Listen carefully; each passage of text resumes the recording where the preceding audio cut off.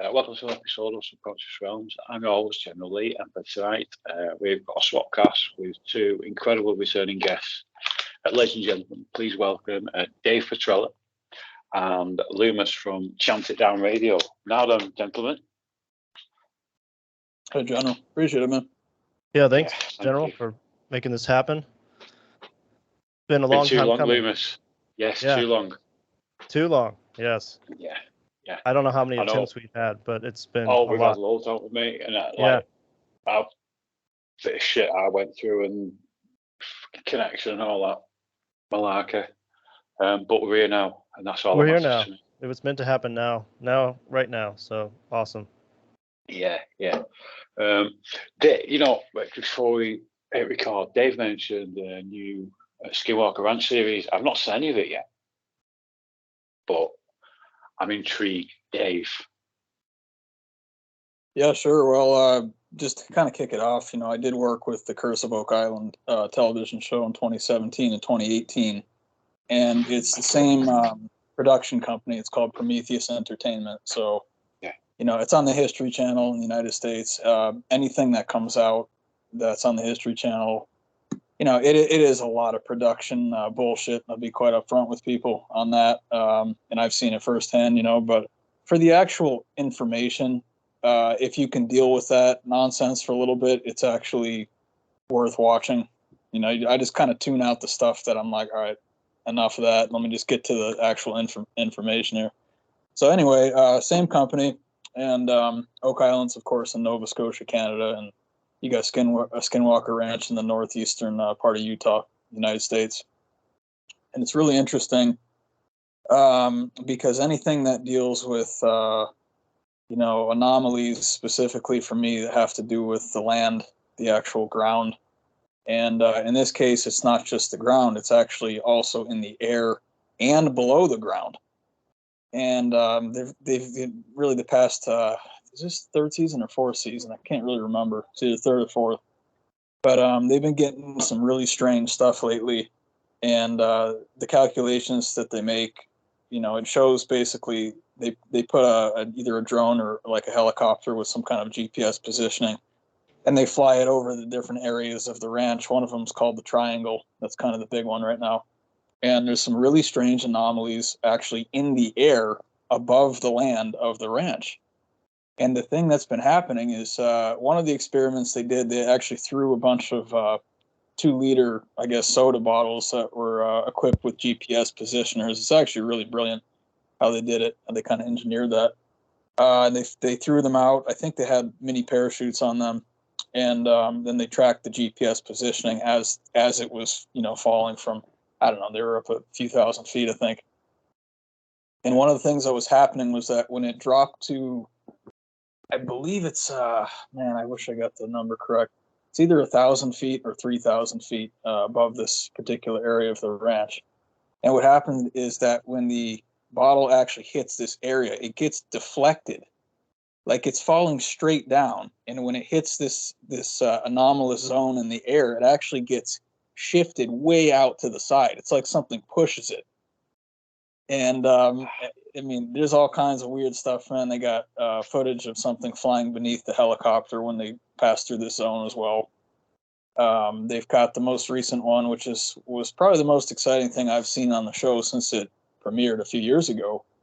It's actually the episode this past week. I don't want to spoil it for people if I'm not sure when you're going to post this, General, but the episode is talking about something called the Blob. They're calling it the Blob, which, whatever. Again, this is Hollywood production nonsense. But the point is that they're also launching rockets up through this area. And so they had a couple successful ones. One of them actually, again, got deflected. And it's, one of the only spots of the ranch that will do this. You shoot the rocket straight up, man. It goes up about 50 feet, and then it goes like, I'm not going to say a hard right angle, but it's pretty damn close. And then it gets it's shot over to the side. So there's obviously something in the air, some kind of anomalous energy. And people talk about vortexes a lot. They've seen various things coming out of portals on that ranch. One of them is something along the lines of a Bigfoot. there's been a very large dog with red eyes that is come. I think it was out of the portal as well, but then it kind of disappeared, walked across the stream, and then when it crossed the stream, its footprints actually disappeared. So there's all kinds of really strange things. There's tons of UAPs in the air all the time during the day, at night. It messes with the cattle there. It's at least killed one cow specifically, and they got a picture of a craft floating above the actual cow at the moment. Actually, it was at the moment that it died. They captured a craft above that cow. So anyway, the other night, what happened? Oh, it's ridiculous, man. It's way out there. Perfect for you, right, General? Yeah. So the thing that happened this week on the show is that they launched a couple rockets up through this section in the air. And what happened was there was one successful one of them got deflected, and then the third one, man. And the astrophysicist there, his name is Dr. Travis Taylor. He's been on the Curse Oak Island once as well. I tried to contact him. He's so entrenched in Hollywood. I haven't heard anything back from him, but I try to help wherever I can, as you know. But anyway, so the third one that they sent up, it got up like 30 feet, and then it looked like something was like slowing it down. It looked like it went through like a break zone, if you will. And it's like, why is this thing slowing down like that? And it slowed down so much that half of the engine actually exploded, and it blew a hole through the rocket casing, the bottom of the rocket casing. And everyone was like, holy shit, how did that happen? Travis was saying that he's never seen that happen with a store-bought rocket. He's only seen it happen with experimental rockets that he's participated in, launching up into the air. So it's something very strange to have happen from, a store-bought rocket. But this is the weirdest part about it, man, is they actually hired a guy to take, like 1,000 frame photos a second, something like that, huge number of frames, and hoping that in a millisecond, if you take a picture, if you're off a little bit, man, and there's an anomaly, you might just miss it. So they hired him to take, he had the camera angled up at the area the rocket was going through, this anomaly in the air, and they caught it looks kind of like it's like a plasma cloud almost. It's kind of like an off-white, like a not very bright, but like a cream color almost in the sky. No other clouds anywhere else in the sky, just this one section. And when they pause the frame, this is the weirdest part of all, man. And I've dealt with this stuff. Me and you talked about it, General, in my travels through the United States. I've seen lots of strange things in clouds. I've seen alien heads, alien bodies, chieftain heads, all kinds of buffalo heads up in the clouds, up in the sky. And so this is not too far away. This is the experience I had from that was actually in New Mexico, and this is just a state to the north of that. This whole area is very strange. And so what it was, man, is what I saw, and I would encourage people to go back and pause it.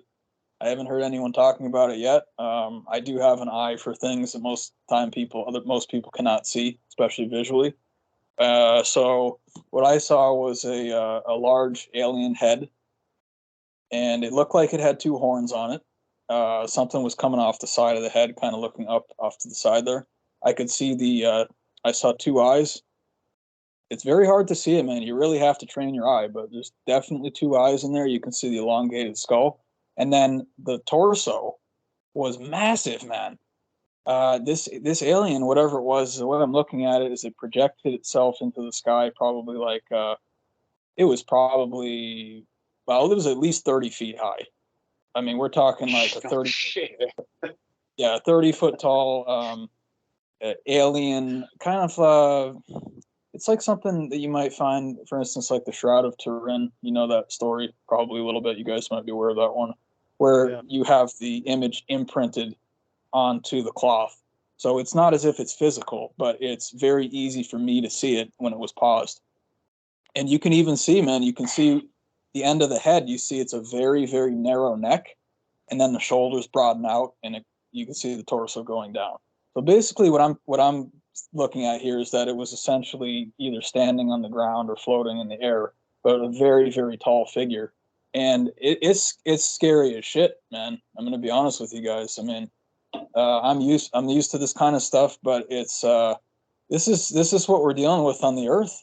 You know, it's so many things that are invisible that I guess what it did, what I'm assuming happened was that the energy field from this being was so high, and I've seen this happen a lot when I do research and stuff. But if you have, say, two energetic systems right next to each other, and one of the systems has a lot of energy, the other one is right next to it, it's going to fry the one that doesn't have as much energy. So you have it can't deal with it. It can't integrate the high amount of electric current in the local area. So that's what I believe happened here, is that the alien was either standing or floating right there. The rocket went through it. The energy was so high that it fried the system. And of course, they mentioned nothing about the shape that this they call it a blob. They mentioned nothing about the shape of the blob in the sky, man. I was looking at it. I'm like, oh my God, guys. I mean, he's right there. He's right there. You know, it's a very clear entity. You can see the whole body. I need to see this, Dave. That sounds intense. Oh, it was so, man. I paused it I was looking at it for like five minutes last night, just kind of laying there, and I was like, wow, they finally got something, a visual that I'm fairly satisfied with in terms of what we're looking at here. And it could have been anything too, guys. You know, it could have been an angel, it could have been a demon, but no, it was an alien. It was very clear with the long head, man. You know, it kind of tapered. The head even tapered to a very narrow chin. And then, like I said, the neck was extremely narrow, and then you could see the shoulders brought it out and the torso went down. Yeah, that's interesting. Very interesting. I've seen a lot of myself, a lot of interesting things, not just in the United States, but all over the place. But there is that specific area. Now you're talking about in New Mexico. Is that what you were saying? Well, I saw it if you haven't heard the show, Loomis, I did a show with General and some of my journeys through the United States doing research. And the part that I saw this happen very clearly before was right around Shiprock, New Mexico. Okay. I've also seen something really screwed up just north of Jackson, Mississippi. There's a reservoir right there. I saw something floating in the sky. It looked like a kind of plasma, very similar kind of thing. I've seen a few places. Those are the top two. Yeah. Oh, that specific region of the United States, the deserts of the Southwest, there's so many interesting anomalies and things that have happened there or still do happen there. Just when you look at the petroglyphs that the Native Americans left behind, supposedly the Anasazi, go to the Grand Gallery. I went there, and also I forget the name of it. It was a canyon. But they have these crazy drawings on the walls of creatures or entities that, I mean, the only reason you would draw those there is if something really big happened there. And these areas where these petroglyphs are stained on the walls are not areas you would survive in. There's no water in these areas. So these are areas that are just like really in the middle of nowhere. And they carve these drawings on these walls. Well, they didn't carve them, they stained them. And they are out of this world looking beings. And it makes me realize that just from your story you just told, and of a lot of things around there, Skinwalker Ranch, and we have Lovelock Cave in Nevada where there was giants that were supposedly burned alive. There's so much in just that region of the United States. Plus, you got some interesting underground bases that the U.S. military is running, like Area 51, but everybody knows about that one. But the one in New Mexico, it's not coming to me right now. Dulce, thank you. Yeah, so there's a lot just there. But I've also been to the state of Washington, to Isetti Ranch, and that is a UFO hotspot. And I've seen some incredible stuff there too. It's another one of those places, and it doesn't get as much light as Skinwalker Ranch, but I think that it needs to. I know the show Ancient Aliens went there, but they didn't do a very good show because they didn't get along with the ranch owner, James Gillian, so much, and so they cut his talk out of the picture there, which is kind of suspicious. But there I've seen, UFOs all over Mount Adams. I saw a big metallic craft that came over us, and it's just a common occurrence. People go there to actually see UFOs and these plasma UFOs that power up at you. It's quite an experience. So I think the Earth is full of these hot spots. I live in Hawaii, where it's also apparently somewhat of a hot spot, at least with my sky watchings at night. I see all kinds of things that don't make any sense to what people would say satellites are. And there's a lot going on up there. A lot of it is probably secret Space Force, but there is definitely more than just that going on too, things that are unexplainable. Yeah, brilliant. It certainly is. You're very lucky.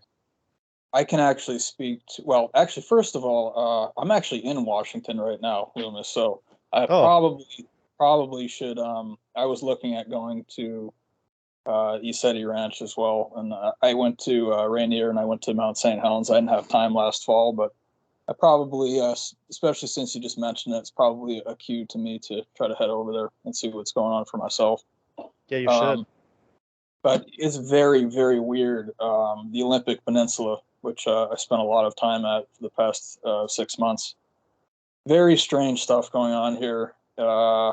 It's Bigfoot country. It feels like Bigfoot country more than anywhere I've ever been. It even feels a little bit more like Bigfoot country here than even California. And I talked with General about it, but there's a strange kind of magnetism once you enter the peninsula. And it's very sudden. I mean, when you're leaving Olympia and you turn north, it's very quickly, like once you get onto the actual peninsula, you see that sign that says entering the Olympic Peninsula. It gets weird. You just feel like there's something around you. And the thing that happens that's very interesting to me here is that the spirits that are here, they imprint themselves in everything. So that goes from window panes to wood of material of houses, in the ground, in the plants. I mean, they are everywhere. The leaves. It's very, very dense spiritually. Probably the most dense spiritual place I've ever been in my life. There's not a lot of room to like kind of spread out, because when you move your hand to the left, there's going to be something there. They're all over. But anyway, I wanted to speak really quickly to, have you been to Lovelock Cave, Luemas? No, I actually haven't. I missed that on my road trip. So in 2020, I had an international trip planned, and of course, it got stopped by COVID. So I had this non-refundable ticket to LA from here, and we didn't really want to lose out on that money, so we decided to just go ahead and do a road trip. And it was one of the best trips I ever had on the road, because, well, we can't do road trips in Hawaii anyway. But the great thing about it is everybody was scared and at home, so I went and visited all these national parks and all these famous areas without the people, so it was extra fun. But yeah, so anyway, that was my trip that kind of was into the deserts of the Southwest. Sorry, what was your question, did you say? Well, I was going to just comment on Lovelock Cave because I had a chance to go there last fall. Yeah. And I had been wanting to go there for a long time. It was a real, excuse my language, is a real bitch getting out there, because it's a dirt road for maybe 12 miles, maybe almost 15 miles, something like that. And when I say dirt road, I'm talking like pretty much an unimproved washboard style dirt road.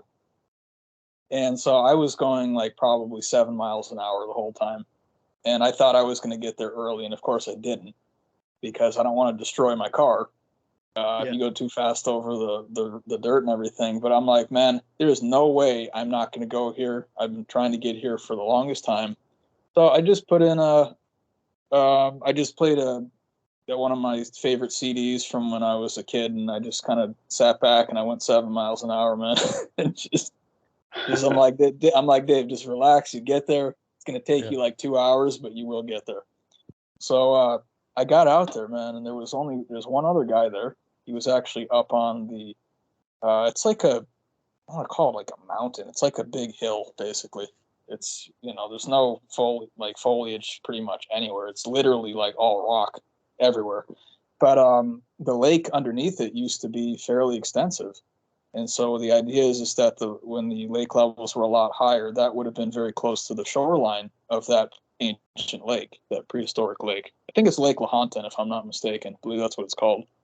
And they've even found like duck decoys in the cave, lots of them. It's like one of the most they've ever found anywhere, if not the most, because they used it for hunting. The Paiute tribe used that for hunting. And so, but anyway, it's actually the quietest place I've ever been in my life. And I went through my mind trying to think about some of the other places I've been that could match that, and there's not. I was sitting out there at night. I heard nothing. I couldn't hear anything, no road noise. I couldn't even hear animals. There was nothing out there at all. And it was actually really beautiful, very beautiful experience. So I went up. It's a very short trail for anyone who wants to go out there. It's really easy to get to. I was, not that I was concerned. I don't really get concerned about things, but I didn't want to go through a 5-mile hike through the desert. That's not my style. I like 5-mile hike with some some tree cover so I can get some shade. Yeah. But one of the things I learned, this is interesting. One of the things I learned when I was working, I've also spent a lot of time in Alaska too. I used to do tourism up in Alaska. And I learned from the Asian visitors that they actually use umbrellas for the sun. So I actually started doing that. And man, it works great. It works really great because you can actually turn it to wherever the sun is. And all you have to do is swivel it on your shoulder, and then the umbrella's covering your back, or it's covering your right side or the front or whatever. And in addition to having some other coverage on the body, it works really well. I encourage everyone to do that for the sun, especially if it's very hot. It works really well. Yeah, it works really well, guys. It's surprising because I remember I was looking at the visitors and I'm like, what are you guys doing? Like, this is so dumb. And then I tried it. I'm like, all right, I'm going to shut up now. That's not dumb at all. It's brilliant. So the trail itself is only like 1.5 miles, probably round trip. It's a very short trail. It takes you right up to the parking lot there. Very small parking lot. It's very unimproved.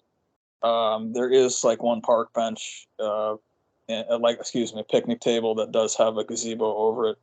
So I sat there for a while, but not much else. There's a little diorama there that you can read.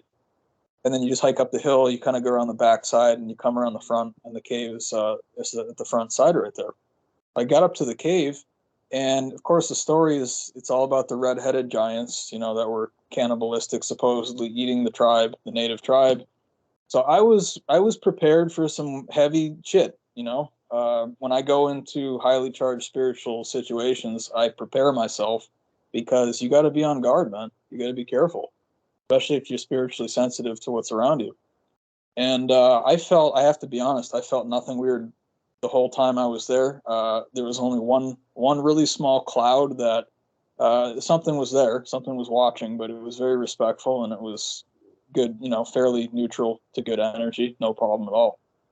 And so I went into the cave, and again, I'd bring my EMF detector everywhere I go, which measures radio frequency. A lot of times the spirits come in through the radio frequency spectrum. They also come through the magnetic. Yes, go ahead. Sorry to interrupt, mate. Where did you get that device from? I got it off Amazon. It's actually I can recommend the exact one I got to both of you guys. It's called the Cornet, Cornet, and I have that one. Oh, do you, man? Yeah, it's a great one. I think I may. It's out in the living room. I can't get it right now, but yeah. Anyway, I didn't know they come through radio frequency. That's interesting. Oh yeah. Sorry about that. I didn't know that either until I went out there and I actually started testing. But it's got the RF, which is radio frequency band. It's got 2 magnetic bands, which is one is the high energy and the one is the low energy magnetic, and then it has the electric also, which I've actually never seen a spirit come through electric. But if you go underneath the power line, let me tell you, man, it registers very, very high. stand right under the power line, flip it to the electric, and you're going to see it spike a lot. Yeah. Or in front of your laptop, or in front of your cell phone, or in front of an outlet in the wall. It works. It still works very well. But anyway, probably about $190 USD. It's one of the best $200 I've ever spent in my life. It's just absolutely brilliant, man. Even if you're not into the spirit realm and you just want to test your house to make sure there's not a bunch of like stray energy coming out of your outlets, or whatever it is, it's very, very helpful. So anyway, I went into the cave. It's a fairly large cave. I thought it would be a little bit bigger, maybe. It's pretty serious slant. It's not, you don't go in and it's like flat. It's like it goes slants all the way down, fairly, probably 10, 15 feet down off of the flat there. And there's a lot of black charring on the ceiling from all the fires that used to be lit there. Whoever that was, it's like caked, literally caked on. You can't even see the rock. So much black of the I don't know what you would call that, man, from the coals, And I felt nothing. Didn't they burn the giants in there though? Wasn't that it? Well, that's exactly the story, Loomis. Yeah, is that the idea was that they since they were supposedly terrorizing the Paiute people, the story is they set fire at the entrance, and then it smoked them out through, I guess, carbon dioxide inhalation. That says they killed them. Now, when I was up there, I didn't feel any kind of residual anything like that at all. And I can usually pick up things that have happened in the past, whatever is kind of existent on the land. And I was very shocked, very, very shocked, man. I had a very pleasant time there. Nothing weird at all happened. The only thing that I would say is that when I exited the cave, I did smell, it was actually the opposite, guys. Like, it was a very sweet fragrance. It smelled like some kind of like a desert flower or something like that. And I looked all around me and I could not find the flower. I'm like, where the hell is this smell coming from? So I think it was some kind of a quantum thing going on there with the scent. But not bad at all. I had a great experience. I think people can have all kinds of different experiences depending on how you're tuned yourself, But I have nothing but positive things to say about that and about Mount Shasta, which I've also heard some really strange things going on there. And I felt very positive energy in that town, actually. Very, very positive. So I was, again, careful, but no, I had a great experience at both of those locations. Well, sorry, Loomis, go on, mate. Go on. Now, General, you live in the UK. I don't know where you live, but my last guest I had on was Barbara Lamb, and Barbara Lamb is a famous hypnotherapist to regress people who have been abducted, abductees, and as well as she does talks about human hybrids, but she also is a crop circle tour guide. So you have in the UK, Wiltshire County and the surrounding area with crop circles, Stonehenge, Avesbury Henge, and that's a very special area too with lots of anomalies.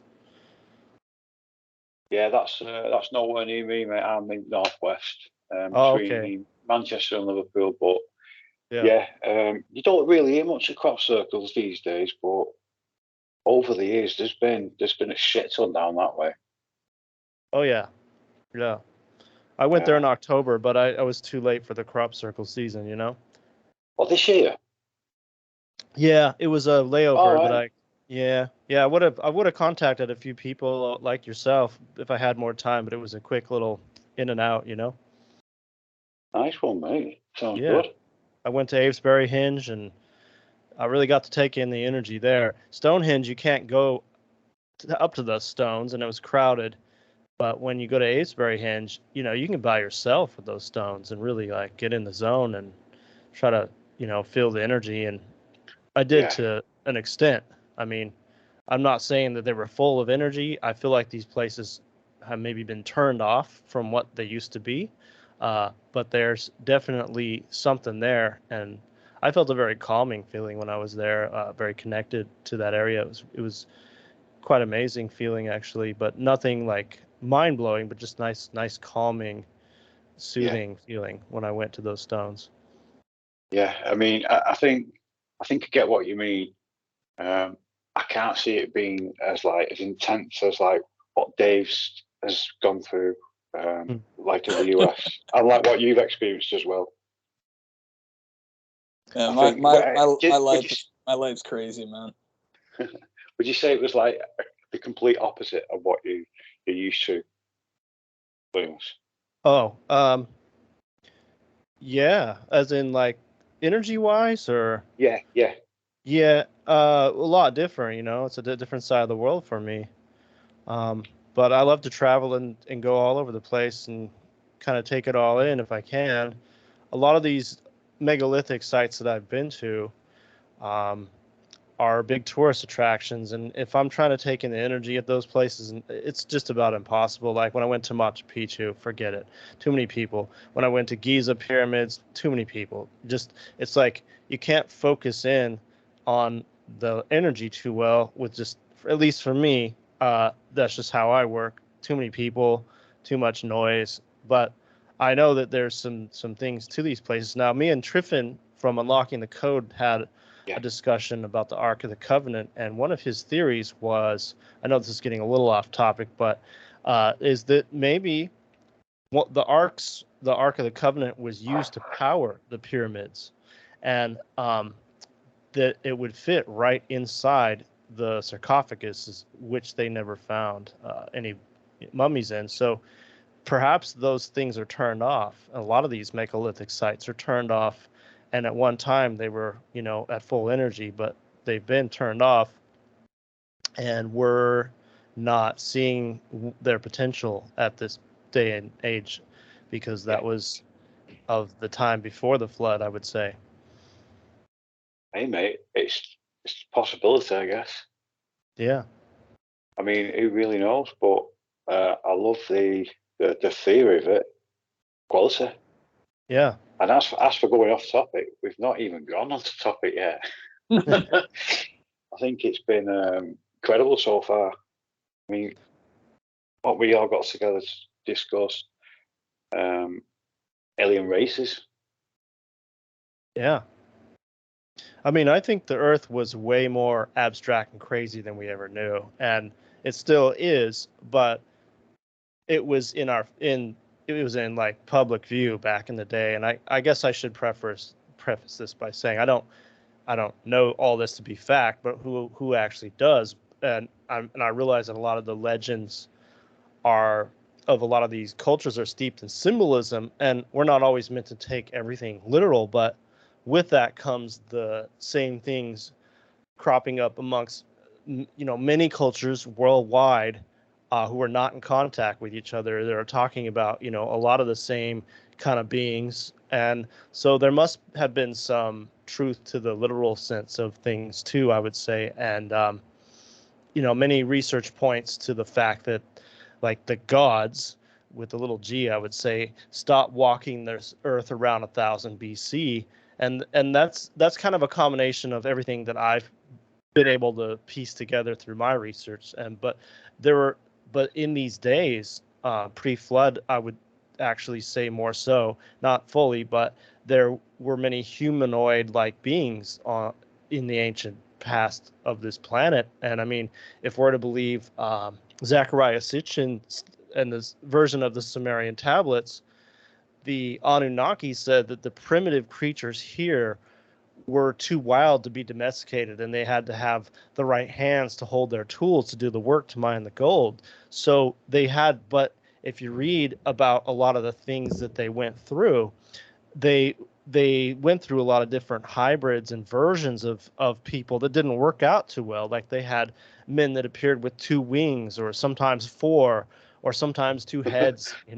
They had all kinds of like mistakes, and so these things were apparently walking the earth too with other humans. I mean, you had I've read where they had like figures that had legs and horns of goats or horses' feet, and others that were like a front like a man, like a centaur. So there's all kinds of possibilities if they didn't get it right the first few times, if we're to believe Sitchin's translation.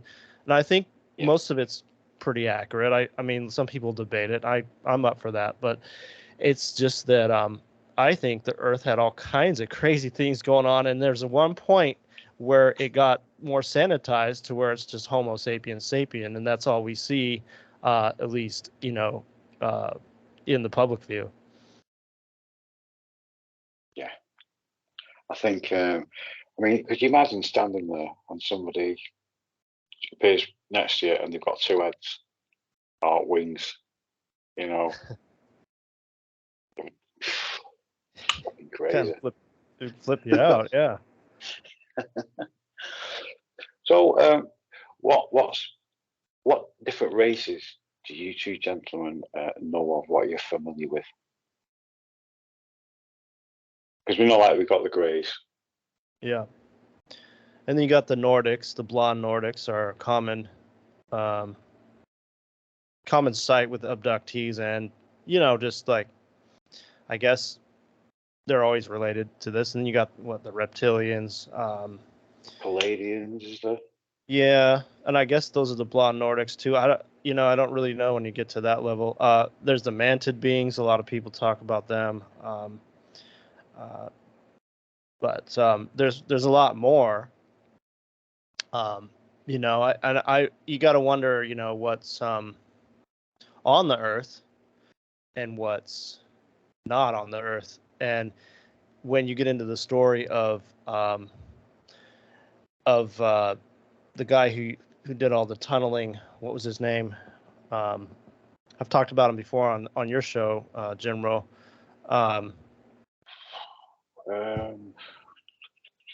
Let's see. I forgot his name. I don't know why I can't remember, but anyway, it'll come to me. But he was tunneling for the United States government underground bases, and Phil Schneider, and he came across a bunch of Greys under the the deserts of the Southwest. So there we go back to that again. You got to wonder if some of these are beings that live under the earth in underground. The earth. Yeah, in the earth. Yeah. Yeah, that was the Dulce, New Mexico base, I think, guys, right? With Schneider. Yeah, he called it the Dulce Wars. Yeah. Do you know, like how you mentioned before, Dave, you've got certain areas where you've got a certain energy, like Mount Olympia.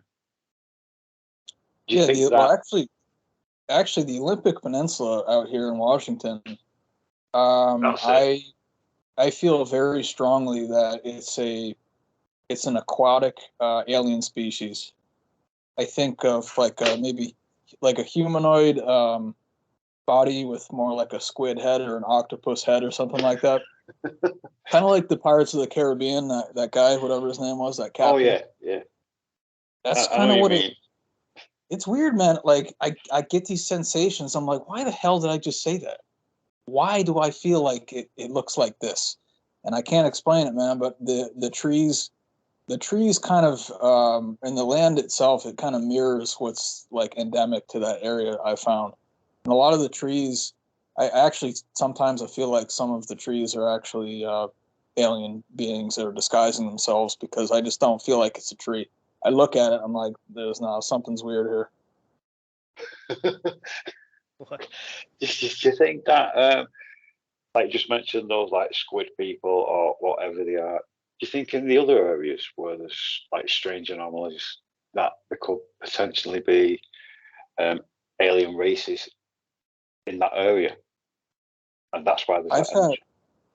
I've had actually down in Georgia, I don't know, they might have actually been Greys. I gotta tell this story. This is just ridiculous, man. So I was up on a mountain in Georgia, U.S. state of Georgia, and I had my EMF detector out, and I felt like there was a presence around me. And I didn't know what it was, but it felt like it was about 3 to 4 feet tall, definitely a lot shorter than me, and they were moving around me. And I know that because the EMF detector spiked, and then they disappeared. And I've never had this happen to me anywhere else before. This was absolutely spectacular. I had across the site, the different parts of the body actually started to respond energetically to whatever was there. So the first time it was actually the lower part of my body, it was in the legs, and it warmed up a lot. It was like I just run like 3 miles. That's how much warmth it was moving through my legs. And I was just standing there. I wasn't doing anything at all. And it felt like they were jumping around. It felt like they were playful. I actually, when I left that area, I felt that it was a very positive experience. And I felt that I made a kind of a new contact, if you will, in the solar system, a benevolent. They felt benevolent to me. They were more mischievous than I prefer, but that doesn't mean malevolent, so it's your preference, really. Yeah. I've had plenty of contact with malevolent things in the past, but it's one of those things where one of my big messages on the show today is it's important to draw distinctions between how something looks and what it's trying to accomplish, or what kind of energy it's broadcasting. Because you can be the most, and we've seen this in Hollywood movies and stuff, but you can be the most terrifying looking being, but you're trying to better yourself. You're trying to do better. You're trying to help in the best way you know how. And it's not always the fault of the being that they might be somewhat hideous or scary to some people, and so my thing is I meet them wherever they're at. I'm not turned away by how they appear, but the only thing I'm reading is their energy field. The energy field does not lie. You cannot fabricate that. That's part of the core structure of the energy being. So Yeah. There's lots of ways to mask and stuff like that, but I don't believe you can mask your energy field.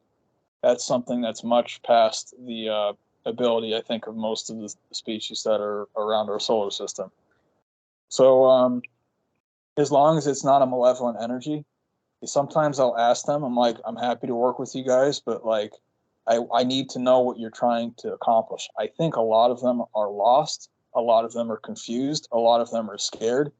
If you've lived here through many of the Earth cycles and you've seen the cataclysms and you've been forced underground and stuff like this, had to scrounge around for your resources because things start to disappear, whether it's plant life or mineral resources or whatever it is, then you probably end up being pretty scared too.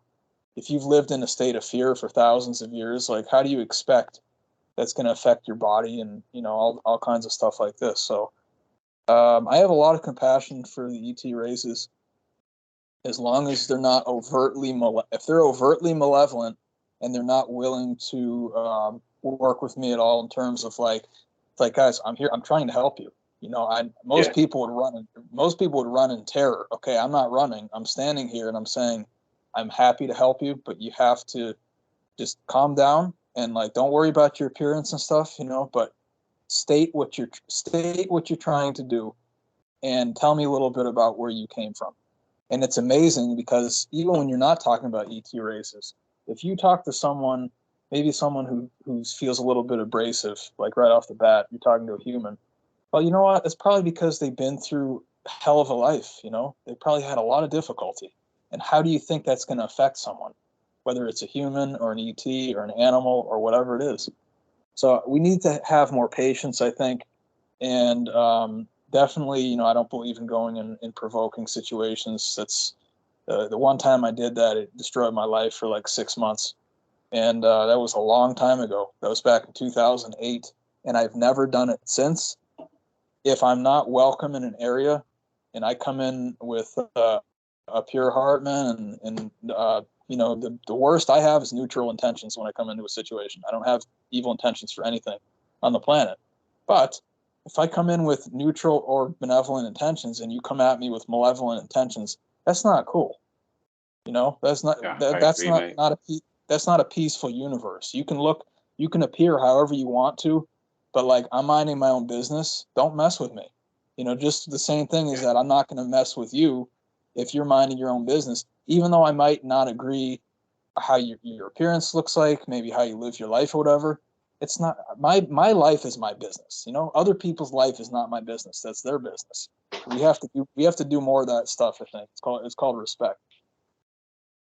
Well said, Dave. Well said. Yeah. And you are right. You just don't know what's going on or what somebody's been through, or what they're going through. So Dave, I love that, mate. Yep.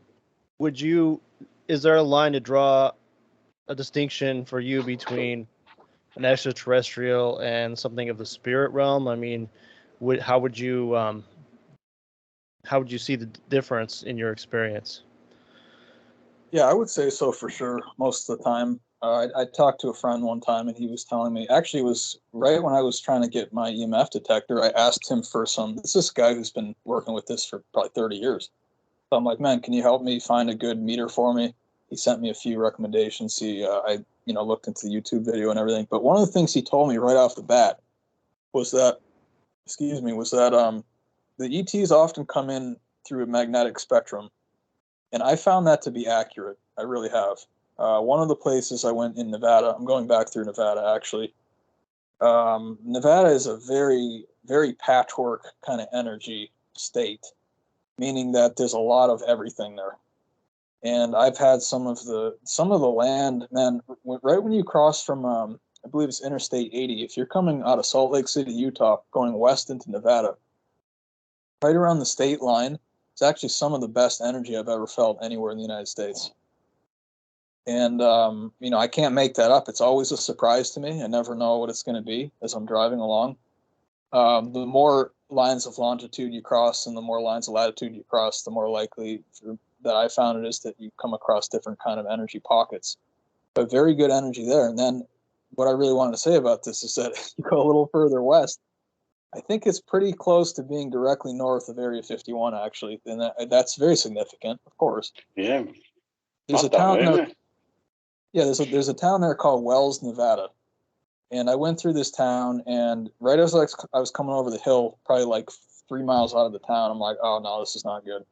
I felt it immediately. It felt magnetic, and it felt like it was alien. So for me, it's a very specific feeling, and the spirit realm. The spirit realm, I think, encompasses really all of everything else. But I've had experiences with a couple experiences with fairies. They're very small, very, very small. The ones I've experienced were very benevolent. And then there's ghost realm. There's the demonic realm, which is very distinct for me from the ET realm. The ET realms are they're kind of like super conscious to me. They're super intelligent, and that's one of the ways I know that is because the size of their heads. One of the things that I find interesting is that I think a lot of the very tall hats that, and even still in the Vatican actually, but they wear very tall hats. I think that was to mimic the elongated head. And yes. Even, you agree, Luemas, yeah. And so some of the deities in ancient Egypt, they did the same thing. I think even Nefertiti is like, why does she have such a long hat on? And then people were saying that's because most of her head takes up that hat. No, and then now when we wear them, we're not wearing them because of that. We're wearing them because it's like an ode to our ET visitors that have been on. And I believe they're still here. I think they're in different spectrums. And one of the things I think we should think about is the fact that it's not. A lot of them, some of the ones I've interacted with, they're actually scared, guys. Like this is some serious shit, and most people don't take this angle. But they don't want to be visible. They don't want to interact because of how we are, and what we're doing to the planet. And one of the things I've heard from Ancient Aliens, I've watched every episode as well, and that's of course the same production company as Oak Island and Skinwalker Ranch. Yes, I was going to say that earlier. Yeah. But they have good stuff on there too. There's good. Oh, absolutely. I've had a few of the people on my show that I think are legit, and there's some bullshit on there too. But you got to pick and choose. But ultimately, I think there's a lot to learn from it. Yeah. Sorry to interrupt. Oh, no, you're fine, man. Absolutely, I agree. And I've even seen maybe 3 episodes back to back, and I'm like, this is trash. And I'm like, I want to stop watching this. And then I watch the next one. I'm like, wow, you guys hit a home run on this one. That's one of the things that, and that's one of the things that pisses me off about the amount of research I do is that, like, I always have the sense if I just skip one, it's going to be the one I need. So I just, I don't know how I find time to do all the stuff I do, but I really try to. And of course, I'm still very involved with the Oak Island story. I've given up working with that group of people, and I've gave up working with the Prometheus Entertainment a long time before that. And it's just, it's not the right time. I personally don't think it's the correct group of people. I think they will find some stuff. I don't know if it's going to be what they were hoping for, but that's a big topic in itself. But in any case, really what I wanted to say is that to try to meet the spirit world where they're at. You might be the only person. I'll tell you, really, this is a pretty emotional story for me, man. This is probably one of the top 5 things in my life, I would say, for sure. No question. Experiences that I've had. This was also in Georgia. I was on a hike in the mountains, the very northern part of the state. Most of Georgia is very flat, but it's very different in the north. And so I passed this rock, and I looked at the rock. It was getting on towards dusk. It wasn't quite sunset yet, but I looked at the rock and I said, there's something in that rock. I can see like a vague outline of the face. I saw kind of the cheekbones. I saw the jawline. I might have seen the bridge of the nose a little bit. And so I'm looking at it. I'm like, that's interesting. This is a very highly charged spiritual area to begin with. But I'm looking at it and I said, okay, there's a spirit associated with this rock. So I kind of just, I continued walking up the mountain. And then I came back down the mountain. And when I got back down, like 45 minutes later, the sun had started to set. And what happened was that the sun was actually, it was shining through the trees. And so the sun shining through the leaves of the trees, it actually the best word I could use was paint. It painted the rest of the face on the rock. So I thought I was seeing most of it, and that wasn't the case at all. I saw clear as day, pretty much the entire outline of the head of this being. And I believe it was, it may have been a gray. I think it was part of the gray species, but not like the malevolent ones. But one of the things I learned on the Outer Realm podcast, if you guys have ever seen that, it's a fairly popular one. They have some really good guests on there. The Outer Realm, did you say, mate? Yeah, Outer Realm. Yeah. It's Not on familiar.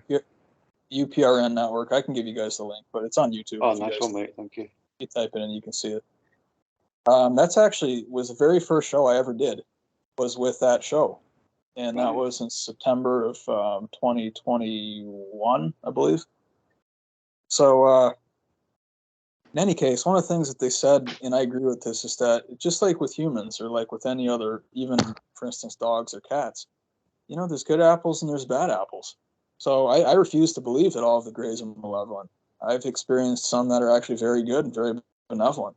And they're actually very curious, and they're ones I've met are actually scared because of what's going on here. It's hideous what happens on this planet. Absolutely horrific. So Dave, sorry, mate. Oh, go ahead. Which of the greys? What's the purpose of abductions? Just out of curiosity. Oh, okay. Yeah, I'll touch on that in a second. Nice one, mate. It's a lot of variety for me on that one. But the end of the story is that basically, I'm looking at this. It showed me what it looked like, guys. That's the whole point. And that does not happen. I found that does not happen if you're not going in there with humility. I was giving really good energy to this mountain. I was up there all by myself. There's no one else, man. Beautiful fall day. Actually, no, it wasn't fall. It was summer. Beautiful summer evening. And so I'm up there, and I'm trying to interact with the spirit realm. I'm trying to help, and that's the point. I'm probably a very different person for most people in that regard because I'm trying to bridge the gap between species, man.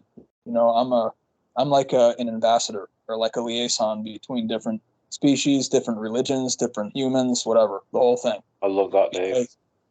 Yeah, and you know what? We need more people doing that kind of thing, man, because I'm not going in there provoking. I'm not going in there for my entertainment. I'm going in there to, first of all, figure out what happened. Second of all, to try to assist if I can. So after I saw the full face, and like I'm saying, half of it was actually in the rock. Half of it was carved into the rock. The other half was painted on it with sunlight going through the trees. It was unmistakable. I mean, it's like literally someone took a paintbrush and painted the actual rock. Unbelievable. So I went up to it. And actually, when I was standing back a little bit, I looked on it, and it was really surprised that I saw it. That's the first thing. And one of the things that I have always stuck with me about this experience is that I may have been one of the first people in thousands of years that actually gave attention to this rock and to the being that's associated with this rock. I bet you everyone just passes it by, man, walks right past it. And so I was amazed that I saw it. That's number one. And it was it had a look of surprise on its face. Its eyebrows, if it didn't really have eyebrows, but its eyes were kind of raised in surprise, and its mouth was open, like, oh, like it was saying, oh, that you saw that I was here. And then I'm trying to remember the order of what happened here, but I went up to the rock, and I'm sensing basically why this being is in this rock or why it's associated with it. And, I'm trying to feel the energy in the forest and all this stuff. And I went up to the rock, and what was on my heart to say, I put my hand on the rock, actually, like on the face part of the rock. And I said, it's going to be okay soon. Because what I felt is that it was scared and that it was in hiding. Because, again, who would want to come out and see what we've done to this planet? Especially the higher frequency beings. They don't want to participate in this stuff, man. It's so offensive to them. Why are they going to show themselves to people who are broadcasting poor energy? So the last thing that happened, I stepped back probably 6 feet, man. And I actually saw it start to smile. It changed. Not that, isn't It changed from its mouth. It was from surprise to happiness. And it's still to this day is the only time that I've visually seen that happen. We have to be there for each other, guys. It's hard enough as it is. True. And it is, mate. It's a struggle. But it just make everything better, like if we was all on the same level. Yeah. Yeah, that's. But my final message with this part is that people who can be ambassadors in that way, please do that. Please help. There's so many species out there. I think it's essentially an infinite number. And if you have I think it's a privilege. If you have the privilege of being in contact with one of them, try to communicate and try to help, try to make the world a better place. Yeah, very simple. Yeah, well said, mate. Yeah, that's a really interesting story. That's pretty cool. I like that. Yeah, it was very, very powerful experience, guys. I'll never forget it. And I'm actually a very changed person from that one experience. I don't know if I've ever felt that much love coming from any kind of being. Certainly not a human. I think a dog might approach that, but it was stronger than that. It was like it was blasting me with like pure white light. That's what it felt like when it smiled, guys. And it wasn't traditionally what I would call the most beautiful form. And that's what my message too is that don't judge a book by its cover. You want to feel the energy. The energy field will tell you what you need to know. And if you're something else I learned on Outer Realm is that if someone comes to you at nighttime and it says it looks like your aunt and it sounds like your aunt, but you feel scared, it's probably not your aunt. It's someone coming in that form. Go by how you feel about it. Yeah, is that like a doppelganger, that, isn't it, Dave? Say it again. Like a doppelganger. Yeah, exactly. Or they call it like masking or double or something, whatever. They call it a lot of different things. Now the abduction topic, I find very interesting. Again, I tried to pin things down back in the past to I like to make it as simple as possible, but the fact of the matter is, as far as I'm concerned, is that it's actually not that simple. I think there's every reason under the sun that happens. I think a lot of it has to do probably with bloodlines, and they say that abductions tend to run in families. I think that's probably true, and we may be 10% their species. So when they're flying over the Earth and they're looking for that energy signature, and they see us sleeping there, they're like, oh, they're one of us. They see part of them in you. and then they Yeah. have that interest. I think that's probably what it is, because I go into places and people, they swear there's like, yeah, there's something weird here, they're here. But to me, like, I'm invisible to them because they have no interest in me, because there's no relation. So it's very individual experience, I find. I've thought about too. My last guest again she was talking about human hybrids and how there's a lot of people on Earth who look at the sky a lot, like kind of mourning for their family up in the sky, or there's a lot of people that just don't feel like they fit in. And I mean, it can't be all the people that feel this way, but a lot of us that see through the bullshit in this world and see that it's much more than just, going to work every day. Maybe we do have we're part of these species, maybe just 10%, maybe just a little bit of it, but we have some relation because we're obviously not settled on what most humans are doing and the way that we can see through this system versus some people, you can't shake them and wake them up at all. It makes me think that maybe we are the ones that are able to see through this because we have some of these star seeds, some of this relation to these different species. Yeah, I agree 100%, Luemas. Yeah, Yep. Yeah. Yeah. I mean, it's with like what you said before, Luemas, about like the different hybrids, like with two heads and wings and all that. Before, Yeah. for all we know, these could be some of these alien races. For all we know. Yeah, they could be. And we were talking about the elongated skulls. I think it's interesting to go into the topic a little bit about how they were found all over the world. You have like mitochondrial DNA with mutations unknown in any human in these skulls, and they were shown to have European origins, and they had red hair, which is nothing like a lot of the skulls, especially in the Paracas region of South America. I mean, nobody had red hair in there. They had different eye sockets. They had no sagittal suture.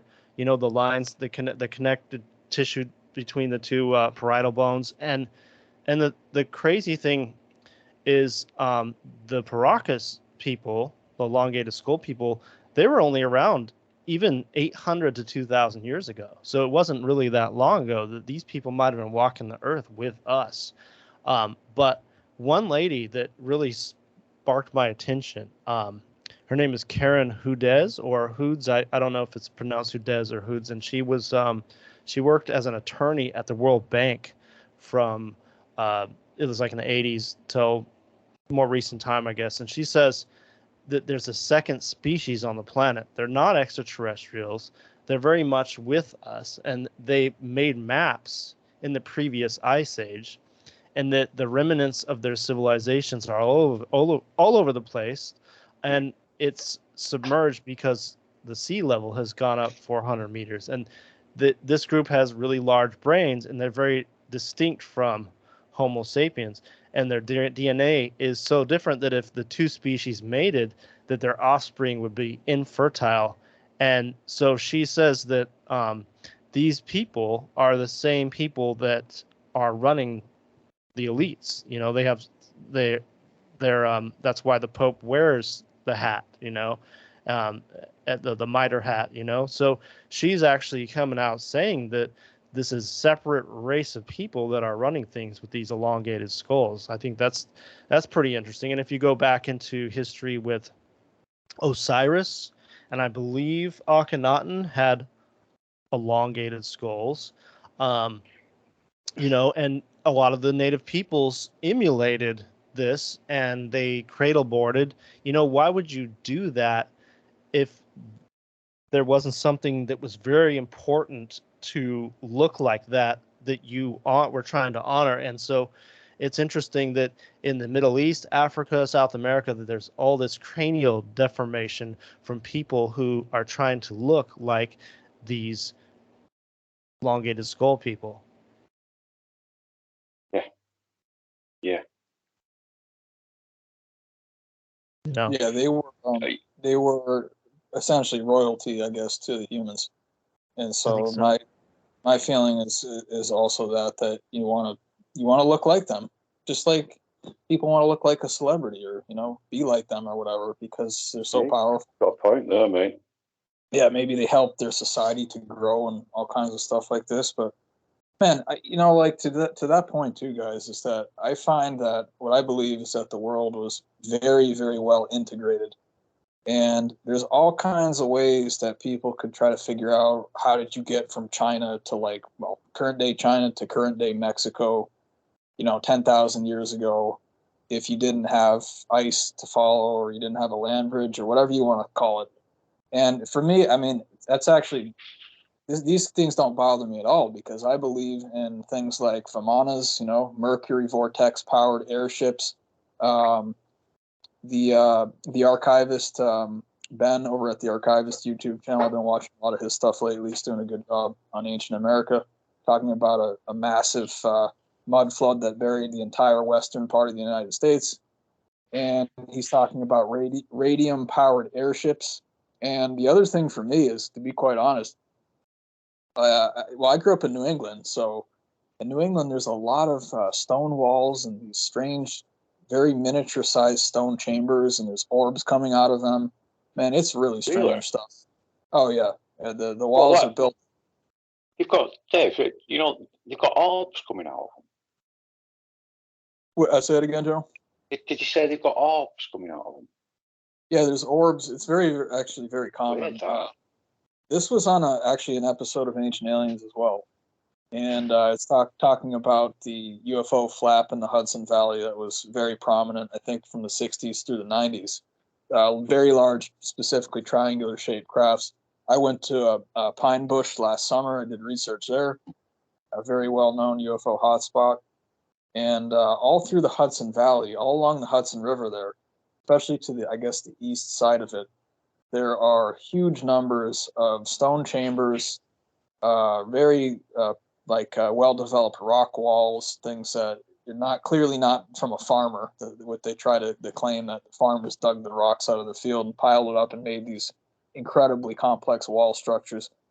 Man, I was on a hike in, I believe, Kent.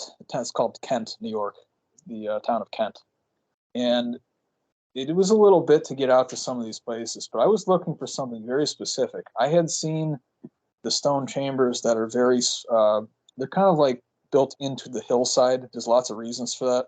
One of the things, if people have spent any time going into chambers like that, is that in the summertime, it's very cool in there. It's built into the earth, so it doesn't heat up inside.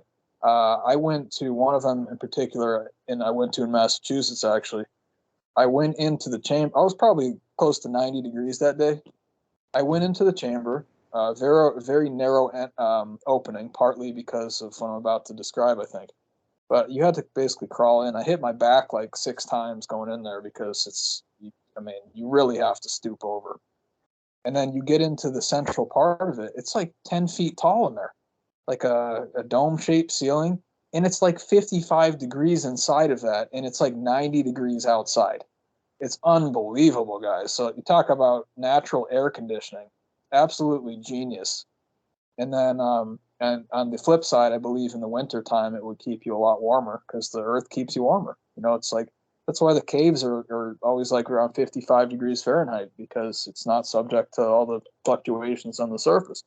But anyway, the point I want to make is that a small opening is going to minimize, obviously, heat loss or the cool air, losing that in the summertime. It could be to store, root vegetables, root cellars, all the kinds of stuff, except for the fact that it's also aligned astronomically to things in the sky. So there's something else going on top of that. And the one that was the most remarkable for me of all was that one is probably about a 2-foot tall entrance. There's other ones across the region, the greater New England region, that they are, I could walk in it fully, and I'm 6 feet tall. I walk straight in. It's a very rectangular door frame, massive lintel stone. You can appreciate this, General, because you guys have a lot of that stuff over where you are. Yeah. And I walked straight in, man. And a couple of these places, one of those that I found was actually in Vermont. The other one was in New York. It was very difficult to find the one in New York. But I've been in 2 of those style chambers now. They're very tall, different kind of entrances. And there are spirits in there. Absolutely. I had the EMF detector, man. They were moving around. I felt an energy when I went to like the corner, and then I moved and it was gone. Then I went to the front door and it was sitting there because I felt if you walk through the area, you know, it's kind of like what I described at the beginning of the show is that you're a physical being, but that being is not in the same kind of energy gradient. It's not currently on the physical plane. So when you walk through that, you're walking through its energetic body. So you're going to feel the energy of that body as you pass through it. And they move around. They absolutely move around. And there's orbs coming out of most of these has been observed before. But one of the things I've suggested was that they're essentially another form of a portal. And if people want to know how the Druids got over to New England, because I for sure believe they were here, one of the things I've suggested is that they teleported. That's what some of these stone circles are that you guys have over in UK and all this, you know, that's been on Ancient Aliens as well. Yeah. But if you have enough ability, especially if you happen to be like a magician, like Merlin or someone of that nature, or a druid, you can teleport your body. And if you want to know where you're going to come out, you better have a specific spot that's probably on top of a ley line, you know, or a vortex or something. Well, when you know where that vortex is, then you build a structure there. So every time, it's like an airport almost, you know. It's like you're not going to land in the middle of a forest. You're landing at the airport. That's where people know where to pick you up. That's how you're going to know where you are to kind of get yourself used to the local environment, you know. So it's just, I mean, it's such a large spiritual world. And people want to, especially I found the academic people, they want to just pin it to one thing. And I'm like, man, look, I know you have like 27 degrees. First of all, I don't really care. Everyone's opinion here is welcome. Everyone's opinion is welcome. I want to hear from people who've experienced things. I'm going to listen to that person. Absolutely. But you better not be looking down on other people. That's my message to the academics. Don't you dare do that. I don't care about your degree. Okay. I've been out there. I've experienced these things myself. Yeah, left brain, they're just left brain stuck people, a lot of them, and they want everything to be in a cute little package so that the world's explained to them and that they can be safe with their perspective, and it's very limited, and you know they're not going to be listening to this show obviously, so but still these people they'll never have these experiences because they are so stuck that way, and because they've kind of walled themselves off from the miraculous and mind-blowing things of the world, they could go all the way to the grave that way. And it's kind of a sad thing when you think about it, because it's funny that society looks up to people that have all these degrees. Yeah, they're smart intellectually, but they're not holistic smart. They're not whole brain smart. I get really tired of that myself, and that people looking up to these people as if they're great. These are the same people that, you know, are trying to tell us to basically go get the vaccine or whatever. You know, I'm appalled to that, and I didn't want it to. So, you know, these are the people that are saying trust the science, and you know they've never seen outside their walled off perspective. I hate that myself personally. But I want to ask you guys, before we can talk about that more if you want, but have either of you been flashed at by a UFO before? Have you ever had a UFO flash at you, like a flash of light at you, and telepathically? No, I've never even seen a UFO, mate. I'm not wow. that lucky. I told General I was going to give. I told him you can have my experiences, General, because I've had way too many, and I'm actually I get tired of it. I'm like, just please, like, not today. Sometimes They're like you've had that many, mate. It's like you're plagued by them almost. Yeah, but it's, you know, it's I've only had a couple that there was some kind of a sonic energy thing that was quite harmful. I've had it happen maybe 3 times. Apart from that, if they're up there and they're keeping their energy close to their ship, I have no problem with it. But when you're like beaming stuff down, or you got some gamma radiation coming off your craft, yeah, I have a problem with that, because that's going to hurt biological life forms down here. Yeah. I haven't had a flash, Loomis. I've had not like a direct communication type of flash. I have had telepathic communication for sure, but not. It's been kind of more of a not a very specific, more just that, like, we're here and we know that you're here and stuff, and that's kind of how I left it. But I have seen in outside of Roswell. I know it's extremely cliche. I'm actually going to go drive through Roswell again, whether I want to or not. Last time I was there was 2009, and that was the beginning of my spiritual journey. So I didn't know what to do with it, and that's I'm not in that position at all anymore. So I kind of want to go check back in. But that was the first craft I ever saw. It's so cliche, but it was to very close to Corona, actually, which is where the Roswell crash actually was, on the ranch there, just to the northwest of the city Roswell. And I didn't know that at the time. And then when I found out it was actually closer to Corona, I said, well, that's exactly where I had that experience. And I didn't even want it. I'm just driving and I'm like, what is that in the sky up there? And so what happened was that it actually was a bright light. I thought it was a planet. And then it actually started to flicker. It wasn't communication. It was kind of moving. So it flickered. And then it was like a full bright light again. It shot to the other side of the sky, which must have been hundreds of miles, instantaneously, stopped on a dime, which would crush any human. You can't do that, that's not a human maneuver. You can, and a craft that we have can't stop like that in a dime. That's impossible because of the resistance of the air and stuff. So, and the power of the engine and things like that. But they're using some kind of quantum energy. I think they're kind of overlaid on top of or underneath the Earth grid so that they don't have to obey the laws of physics. It's kind of what I think is going on. Maybe some kind of cold fusion or something like that. But then what happened was that it was on the other side of the sky. It started to kind of flicker again, and actually completely went out, completely went black. The next time I saw it, it was back on the other side of the sky. And I don't know how did it get back over there again? These things can move in ways that humans, I do not believe, unless you back engineer it, which I believe that stuff's happening. I don't think that the humans are able to stir that kind of G-force, basically. Mm-hmm. Yeah. Yeah. Reason. Sorry, Luemas, go on, No. mate. Okay. No, I was going to say, do you think that there is any link between, like, especially portals, with the occult?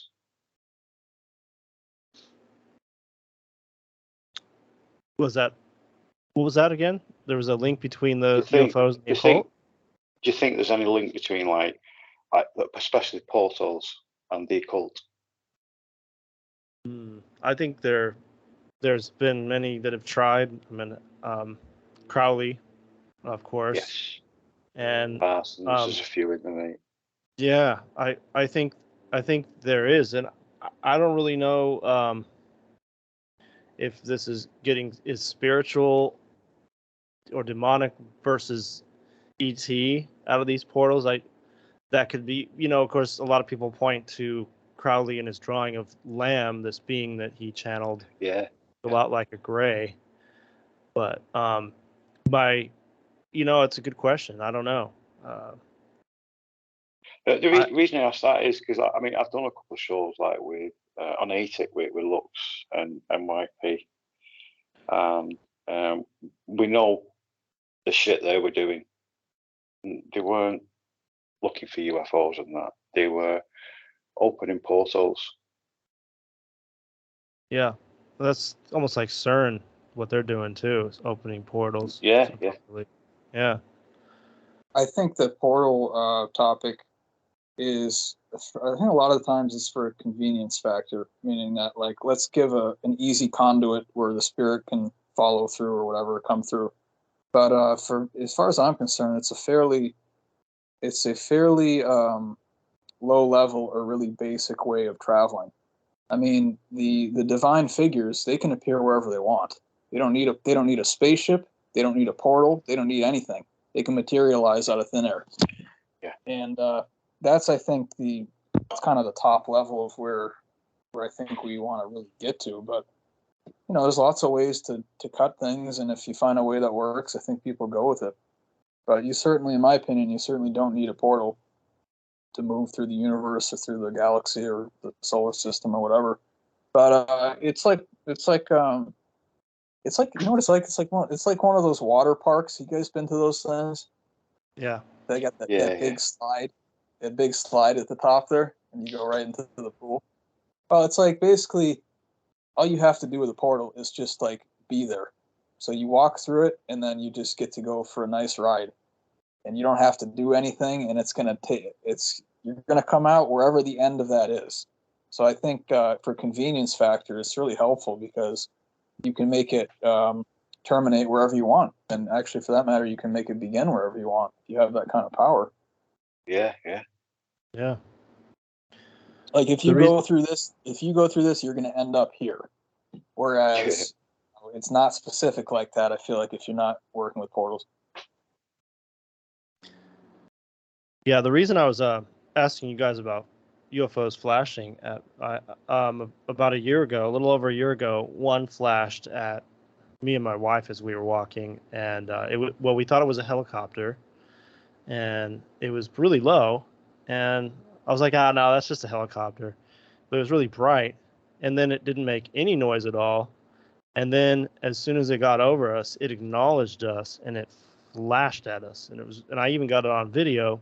It was at night, wasn't great video, but I did get it, and then since then I've been seeing things in the sky that seem to be communicating with me, and not just me, like my son was there too, and it's like it can cloak itself and be black, but you can sort of see it, and all of a sudden it'll just go beam, and it like gives you like a hello, and it's like a nice, and it seems like a good energy. But I've been noticing that more and more, and just last week I got flashed at twice by one, and I was like, wow, so there's something going on up there. There's some kind of communication, and Crazy that.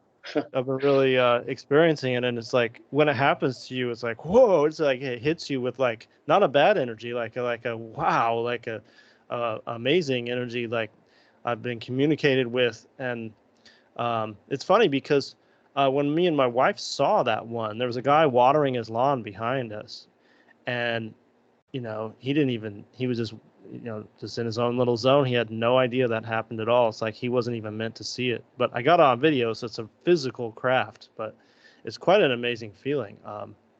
I guess I always tell my listeners to just keep watching the skies, because there's all kinds of things that are going on up there that most people have no idea because they're inside watching TV. Yeah, it sounds like they're choosing which ones of us can see them. Yeah. Which is fascinating. As we talked about, maybe we all have a piece of them in us, of their seeds or their bloodline or DNA. Yeah. Could be, mate. Some of them we might wish that we didn't potentially. I mean, I've had some communications with certain species, and I'm like, how is it that they know when I'm here, but they don't know when any other people are? Every time I come in there, man, they're like, we know you're here, Dave. I'm like, yeah, I know that. And a few of them, maybe not a few, but a couple of them, I actually don't go back because I don't want to have a negative experience. And it's also one of the things I brought up before on the show. I have no idea when the show was, but I was saying that it's back to this respect factor, is that if you show up to a certain spot of land and you have an ancient being that's been there for thousands of years, and I'm just a visitor, you know what? If he doesn't want me, or whatever, if it doesn't want me there, okay, fine. It's not my home. But maybe it lives there. Maybe it wants quiet. Maybe it doesn't want you there. And so there's a difference in that aspect too, between being malevolent and just being like, leave me alone. I just don't want to interact right now. And that's not malevolent to me. That's just telling you that it wants its peace, in the quiet or whatever. But I'm very big. Yeah, I'm very big on that, though, is that, like, if we can help anything in the invisible realm, we should, if we have that ability to do what we can for them. I'm about to go into UFO Central in the Southwest, man, and I'm going to be rocked hard. I know I am. I'm trying to prepare myself, man. really trying to prepare, because they all know me. They all know who I am, most of them. And I've heard, me and General talk about this around Shiprock. I've heard voices in the wind. That's the only time I've ever heard that. It was around Shiprock, New Mexico, and it was in Arabic. And I didn't understand what that meant until recently, when this topic about that America is actually the old world started to come more to the forefront. And then it was after, actually, you guys know Old World Florida YouTube channel? No. No, I'm not aware of that, mate. Oh, Absolutely. Old World Florida, did you say, Dave? Yeah, Old World Florida, absolutely brilliant. Basically, he did a presentation that the Gulf of Mexico is actually the Fertile Crescent, the real Fertile Crescent. And when you look at the shape of it, it is in fact a crescent. And there's all these odes to a long lost like Islamic civilization in the Americas. It's actually everywhere. It's really, really, I mean, the word Allah, like Dallas, it's like Dallas, you know, Alabama, yeah. Alaska, it's all Allah. So, and you got Cuba, which is the Kaaba. I mean, it's unbelievable. Watch that video, guys. I actually have it. It's on my YouTube channel too. It's under the educational videos playlist. It's I'll the check that out, mate. Yeah, it's the best thing I've seen all year by far. And so when this started to come up, I started to say, wait a minute. So that must be the reason why I heard Arabic in the wind. And then now there's all this stuff going around about specifically the ancient Hebrew or Jewish story actually occurred here in addition, you know, in the west of the United States, and that it wasn't over on the east side, or maybe it was. I don't know how this stuff works. It seems like it's both somehow, but I actually feel that I kind of agree with Narco Longo, who's the guy that actually maintains the Old World Florida YouTube channel, is that he says that this is very compelling, is that Noah's Ark. Noah's Ark, according to him and some of the research he's done, was actually built on the panhandle of Florida.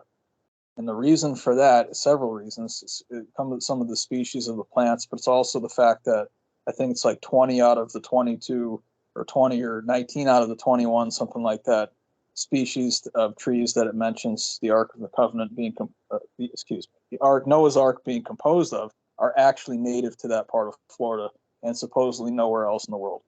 So what the claim is, and the claim is also is that Florida is actually the Garden of Eden. The Garden of the Hesperides and all this stuff. The Greeks were over here, and they knew about that. The whole Fountain of Youth thing that happened, they knew about the same thing. But that the idea is that the old world, before the flood, all of the Old Testament, the claim is that it happened in the Americas.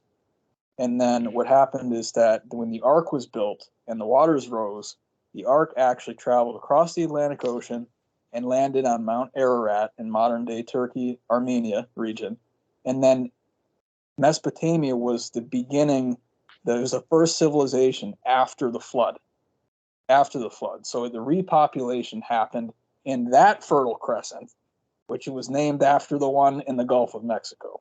So if that's not compelling for people, man, I tap out. It is, mate. That changes everything if it was legit. Yeah, that would be very... Yeah, that's mind blowing to think about, actually. Yeah, there's amazing. this guy. I know this is a little bit different, but there's this guy. I think it's Nathaniel somebody. He's a YouTube channel. He believes that the African American people are indigenous to that area, and they weren't brought in as slaves in that area. Now I know that contradicts a lot of history, but he has some interesting, compelling things he's talked about there, that they were here before, possibly. And then, of course, you can look into the cave in the Grand Canyon, Kincaid Cave, and find, you know, the supposed mummies that were found in there, and even a Buddhist shrine. Oh, yeah, mate, yeah. Yeah, I mean, I don't know. Well, what you just said, though, is probably the most compelling thing I've heard about the Americas being involved in ancient history, because I've heard some stuff before. I'm like, I don't know. because I've been to the Middle East and it's very old, and you think, well, but now that you say the story like that, that's very interesting. I've never heard that explanation. Yeah, it's the best kind of like one presentation I've ever seen on that topic. I did a lot of research on the LDS religion. I followed Joseph Smith's life. Actually, he was born in Vermont, the founder of the Mormon religion, Joseph Smith Jr. And I followed his entire life. And that's kind of where it actually started for me, is that I've read the Book of Mormon twice now. I actually just finished it recently. But the Book of Mormon is like the great American supernatural story, whether people believe it or not. It's extremely interesting.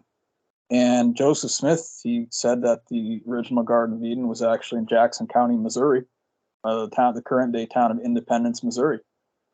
And sure enough, if you go to that town, the three main Mormon religions, essentially, which is the LDS Church, it's Latter-day Saints Church, and people don't know this, is that most people think that the Mormons are just the Latter-day Saint Church. That's not correct. The word Mormon was named after one of the ancient commanders and prophets that they say walked the Americas, actually, in the ancient world. It was a name of a person. His name was Mormon. And so there's the LDS Church. That's one of the churches that claim the Book of Mormon. Another one is called, it used to be called the RLDS Church. Now it's called the Community of Christ. They have a church there as well, at the Temple Lot in Independence, Missouri. And then the Church of Christ is the third one. And they're all built around this little plot of grass up on the hill there, and the cornerstones of the temple have already been laid, and you can see where they are. They're still up there in that little grassy knoll. So he said, Joseph Smith said that, back in the 1800s, he said, yeah, it happened here, and he said that was the original Garden of Eden in Missouri there. So, man, it just never ends, and I feel like the more time that we go on, things are going to start to be a lot clearer, especially if something is actually found buried in the ground where you literally cannot even open your mouth. I mean, if it's there, man, then it's there. Yeah, and that'll seal it forever for most people who are intelligent, I believe. Well, of course, like the Sumerian texts are a larger story of what Genesis wrapped up in a shorter story, but Eden, Edin, is a place in between two rivers. So it doesn't have to be between the Tigris and Euphrates rivers. But I've also heard the theory too, though, that some people think that the story of the Anunnaki and the oldest texts on Earth took place on Mars, So I've heard that too. I always just keep an open mind to all these different theories and thoughts, and just like put it on the back burner. And if more information surfaces about them, then I go, then I start to investigate more. But it's all very compelling and very interesting information when you get into this ancient history and trying to find what happened on this planet. So much happened on this planet. We have all these leftover structures that we couldn't build. We have all these talks of gods and non-human sounding things, from giants to, even like I was talking about earlier, the Sphinx, or I wasn't talking about it, but like all these different hybrids. What if the Sphinx was some kind of hybrid thing that was intelligent, and that's why they made it look, well, it's been replaced, the face, but still, it could be something like that. I mean, there's just so much that happened on this planet, and then they're just telling us we need to go to work every day and pay bills, and that's never satisfied with me whatsoever to just do that.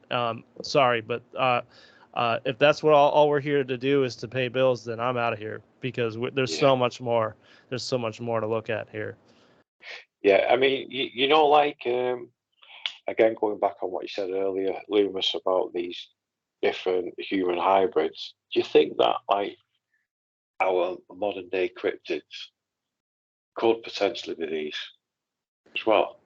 Yeah, I do. In fact, when I was talking about, like, there were some species they talked about that were, they looked like they had the body of a horse and the or the back of a horse in the body of a human. That's a centaur, and a centaur is in Greek mythology, and like maybe even Bigfoot. I mean, I really don't know. I don't think so. I feel like it was just an indigenous creature here, but some of these things that we see or hear about, like some of these giant moth creatures. I mean, some of them may have gone underground when this flood and cataclysm happened, and they come out every now and then, and people are like, oh, what the fuck's that? And they're freaking out, and then and then no one believes them. But it's like they know what they saw. They know what they saw. It was something, and so it could be some of these failed experiments. I mean, you got to wonder about some of the Egyptian hieroglyphs, and some of these characters that are on the walls. I mean, these headed beings, and it's like, are they literal, or were there actually people that look like that, or were they just something out of the ether and imagination? Were they on psychedelics? I feel like there's so much more to this planet that we're missing such a huge piece, and it's been covered up purposely, sanitized, quarantined, whatever we want to call it. I think we're missing a lot of our history and our connection with the rest of the cosmos and the beings out there.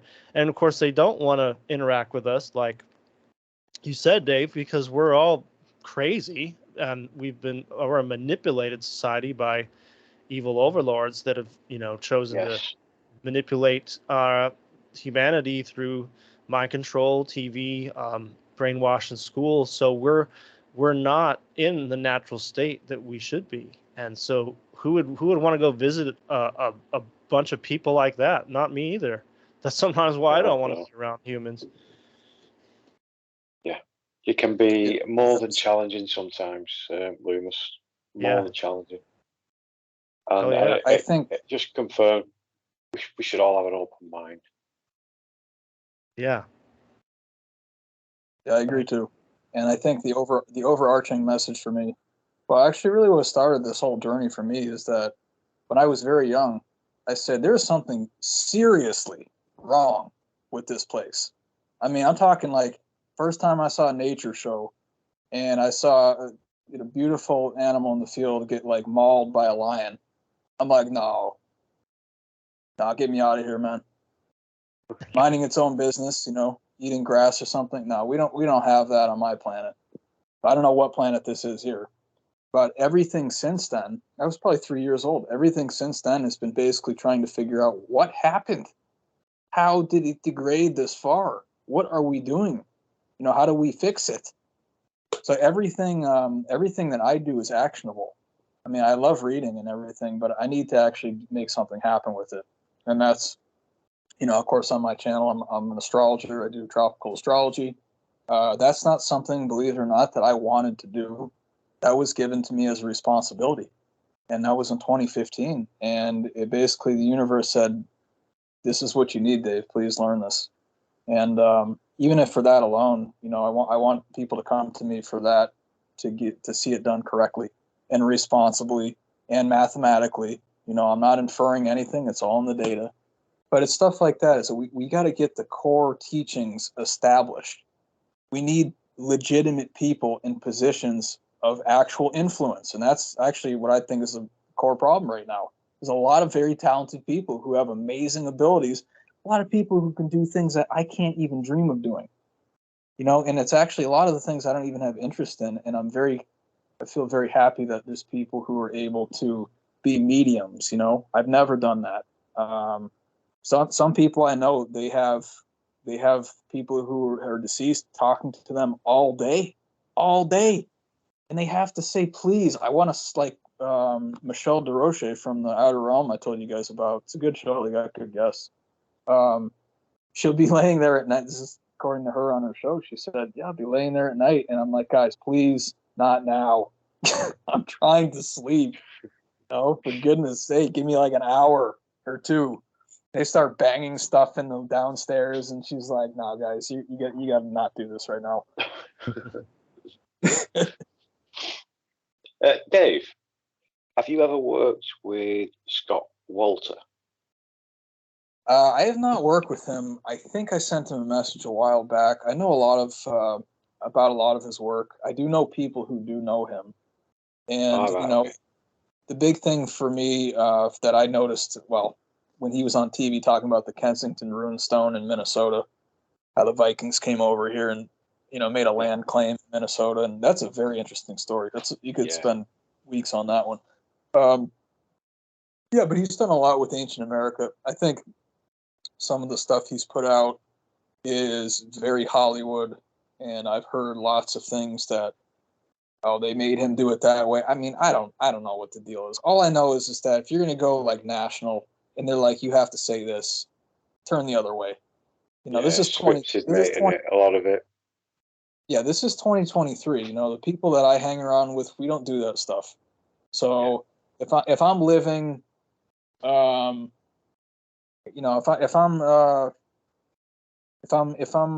trying to find a way to make more money or something like that, let it not be that. We're not going to be lying. I'm not going to do something that is not along the lines of doing something with integrity. I'm not trying to steer a narrative. That's probably the biggest one. We need to not be trying to make narratives for whatever your propaganda purposes and stuff like this. And all I want to do is I want to bring out things that are actually the most likely things to be true. Let's let the person talk about it. Don't get in their way. And then we let everyone decide for themselves what you think about it. And that's one of the things I really appreciate about this show, of course, General. It's like, just say your perspective. Yeah, you just say where you stand on it. We don't have to agree. It doesn't bother me at all. But, don't silence the person. Let them tell their damn story. I mean, come on. Yeah. Yeah. I've got Scott's coming on beginning of next month. Oh, great. Okay. Yeah, wonderful. So, yes, looking forward to it. Yeah, ask him about his time in Nova Scotia too, General. He was up there recently. Scotia. Yeah, of course I will. Well, that's of course Oak Island, and there's some Templar sites, or believed Templar sites in New Ross, Nova Scotia, that I believe Scott's visited. And I'm all for working together, but we gotta not try to do any propaganda stuff. I'm not calling people out. I'm just saying that stuff is long past for me. A lot of us are way too intelligent to be like, oh, I believe that. No, I don't believe that at all. It's obvious when someone's trying to do a propaganda machine. I don't really want to bring it up, but you just go back to Nazi Germany if you want to learn about propaganda. Right, Joseph Goebbels. Yeah. Yeah. Right. Gentlemen. Yeah. What's that? That's a gentleman. I don't. How are you both for time? Well, I should probably close it out in about 10 minutes or so. Right. Myself. No problem. I'm good with that. I'm good with that too, man. Yeah. No problem. It's like nearly 2:00 here, 2 a.m. You're a trooper. You're. Oh, thanks, I can't mate. even do a podcast that late. I'll just be trash. Yep. Yeah. Well, since this is a swap cast, I thought maybe we should talk a little bit before we close out anyway about our individual works. So at least people that are tuning in through different pathways here our sources can know about all of us. So, maybe, General, you got another podcast coming up too. You're doing another. I have, mate. Yes. Thanks. Yeah. So thanks, mate. maybe you should plug that for the audience, because so our audiences can know about your stuff, and I'll plug mine. And Dave, you plug yours. Mate. Yeah. So I'm going to be starting an additional podcast with Lux of Lux Rising. I'm going to be called Subconscious Rising. But we'll have an episode out in a couple of weeks. Really looking forward to it. I mean, every show I've done with you two gentlemen has been amazing, but every show I've done with Lux has just been fucking mind blowing, and it just feels like it's the right thing to do for our listeners. Give them something extra. That's good. Yeah, Lux. I enjoyed his. Yeah, his you com- came up with us, didn't you, mate? With the Dig Bible podcast. Exactly. Yeah, it was a real home run of a show, I felt. Yeah, it was quality But episode. I like how he's got a balanced perspective, and he's not trying to push agendas. And it's just like I like when things are relaxed. So I'm looking forward to that. You guys can do a great job. Oh, nice one, mate. Yeah, we'll have to have you on as well, Dave, and you, Lewis. Yeah, Dave. So how can people like listen to your stuff? Or you're on a YouTube channel, correct? Yeah, I've got primarily it's on YouTube. Just search Dave Petrella. It's P like Peter, ETRELLA. It should pop up right at the top. The only one active really under that name. And I put all my shows on there. I do my own really informal podcast. I just call it Dave's Podcast. Man, I'm a very non-flourish guy. I'm interested in information and just being civil to people and having a nice place where people feel welcome. So I just invite a guest. We get on, we do a show, and that's it. Post it up. Nothing extra. So I do that. And then I also obviously feature on different podcasts and stuff. I go on my friend's podcast and people invite me. That's on my channel too. That'll be under the playlist section. Just check that out. I update that every time I do a new show. So I've got my YouTube channel. Facebook is the best place if you want to send me a message. It's the same. It's under Dave Petrella. You'll see at the top. It says astrology, biology, spiritual guidance, kind of the main topics that I cover. And I've got Instagram, Dave Petrella 12, number 12 at the end of Dave Petrella, all one word. I've got my email in the About section on my YouTube channel. If you guys want to send me an email, I have a full list of services, of course, full Western astrology services. If you guys want to get a birth chart, find out about why you're the way you are, what the purpose of life is for you, where you should put your energies to have more chances of success, things like that. There's also relationship matching that's in with that too. And then I do a lot with Principles of Eastern Medicine. So it's fasting, principles of fasting, principles that came before the Ayurvedic discipline was developed in India, the very, very beginning. It's kind of fluid dynamics in the body, how to move your fluids, how to circulate energy properly. I can help people with that, fasting, and then also just generally spiritual guidance. So if I can help anyone, please send me a message, guys. I'd love to help you and trying to create a new world here. We got to obviously support each other in that and build a strong team. I do have you guys are interested in helping me out financially. I do need the assistance financially to be able to keep doing shows. I've got my new Patreon channel. It's the same. It's under Dave Petrella. Please consider joining that. It really would help me. I'd appreciate that a lot. And then I've also got my PayPal link. It's posted on it's posted on most of my shows, but it's also posted on my YouTube channel and my Facebook page and all that stuff. So either of those, any kind of donation would help me, guys. I really appreciate it. Right on. Yeah, I'll add all that to show notes as well, Dave. Mm-hmm. Yep. Oh, say it again. The what? I'll add all that to show notes as well. Oh yeah, underneath the description. Yeah, appreciate that. Yeah, no problem. Yep, cool. And I'm Chant It Down Radio, Chant It Down podcast. I'm doing my 10th year, doing it this year, and it's been a show about getting out the truth on everything on the planet, all the mysteries, all the conspiracies, all the reality, and just showing people, how to kind of get out of their bubble. Had on guests for many years. I do another podcast that's Patreon only now called Afterthoughts. It's basically what happens when it's all the things I forget to say in the podcast. I kind of put it in Afterthoughts, and just it's something for extra listeners. You can find me on Instagram at Chant It Down and Telegram, and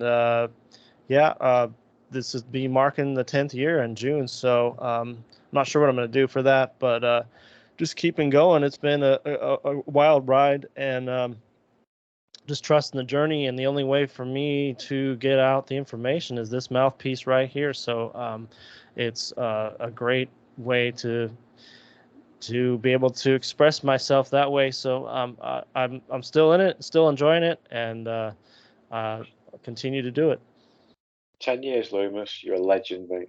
That's awesome, man. Yep, that's awesome. It is. It Incredible. went by fast. I don't know what happened. Where did time go? I don't know. What is time even? Yeah. Yeah, that's actually 2013, Loomis, was it? Yeah. Mm-hmm. That's we did 2012. I think it was 2013 actually. The Curse of Oak Island TV show started. They're just finishing their 10th season on TV right now. I was involved.